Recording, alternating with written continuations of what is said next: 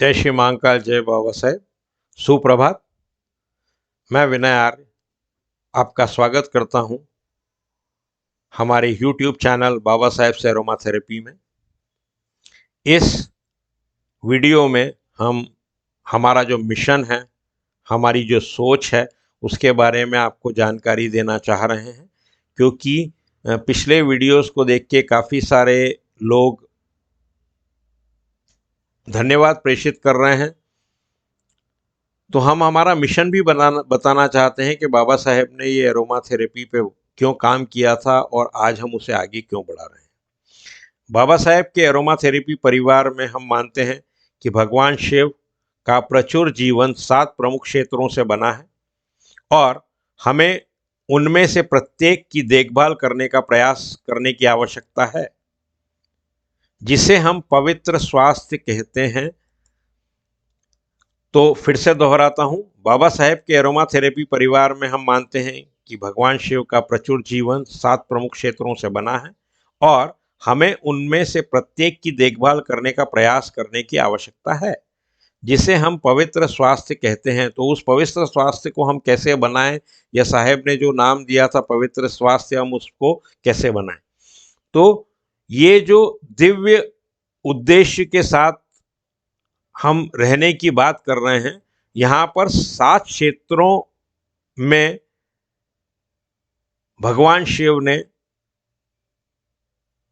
स्वास्थ्य के विषय में बताया है, या ये कह सकते हैं कि ये जो 7 क्षेत्र हैं वो कौन कौन से हैं, उसके बारे में हम यहाँ डिस्कस करते हैं।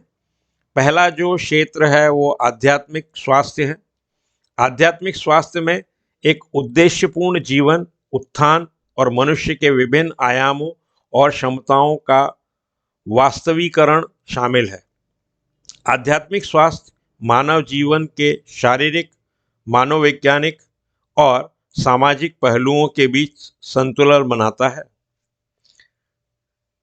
अगर संक्षेप में कहूँ तो ये कह सकते हैं कि दिव्य उद्देश्य के साथ रहना और अपने सृष्टिकर्ता के साथ संपन्न संबंध का आनंद लेना या उनके साथ जुड़े रहना, ये बहुत ज़रूरी हिस्सा है। दूसरा जो स्वास्थ्य है वो है शारीरिक स्वास्थ्य। तो शारीरिक स्वास्थ्य क्या है? शारीरिक स्वास्थ्य को शरीर के सामान्य कामकाज के रूप में परिभाषित किया जा सकता है। कुल कल्याण के एक आयाम का प्रतिनिधित्व करते हुए यह इस बारे में है कि आपका शरीर कैसे बढ़ता है, महसूस करता है और चलता है। आप इसकी देखभाल कैसे करते हैं और आप इनमें क्या डालते हैं। जैसे आप देख रहे हैं स्लाइड के ऊपर, व्यायाम करते हुए बताया गया है। तो व्यायाम बहुत जरूरी है शारीरिक स्वास्थ्य के लिए। या संक्षेप में ये कह सकते हैं कि बीमारी और पुराने लक्षणों से मुक्त एक मजबूत स्वस्थ शरीर बनाए रखना ही उद्देश्य है भगवान शंकर का, भगवान शिव का। तीसरा जो है मानसिक स्वास्थ्य। मानसिक स्वास्थ्य में हमारे भावनात्मक, मनोवैज्ञानिक और सामाजिक कल्याण शामिल हैं। यह प्रभावित करता है कि हम कैसे सोचते हैं, महसूस करते हैं और कार्य करते हैं। यह निर्धारित करने में भी मदद करता है कि हम तनाव को कैसे संभालते हैं, दूसरों से संबंधित हैं और स्वास्थ्य विकल्प बनाते हैं, ढूंढते हैं। हम किस तरीके से अपने मन को, अपने मनोविज्ञान को संभाल कर रखते हैं, उसे पोषित करते हैं। जैसा आप स्लाइड में देख रहे हैं, वो एक कार्टून के रूप में बताया गया है कि अपने पोषित करना है। पोषित करने का मतलब नहीं कि पानी डालना है।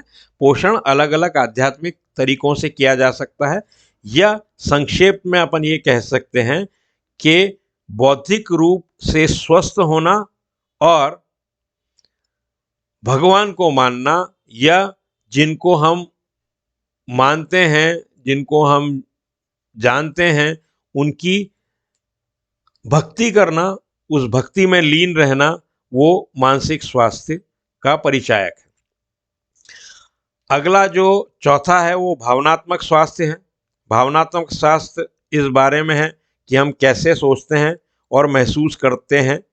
यह हमारी भलाई की भावनाएं, जीवन की घटनाओं को सामना करने की हमारी क्षमता और हम अपनी भावनाओं के साथ साथ दूसरों की भावनाओं को कैसे स्वीकार करते हैं, इसके बारे में वर्णन करता है। हम संक्षिप्त में कह सकते हैं कि शांति का आनंद लेना और सकारात्मक भावनाओं के संतुलन का अनुभव करना ही भावनात्मक स्वास्थ्य है। पांचवा जो स्वास्थ्य है वो वित्तीय स्वास्थ्य है। वित्तीय स्वास्थ्य किसी व्यक्ति की व्यक्तिगत वित्तीय स्थिति का वर्णन करता है।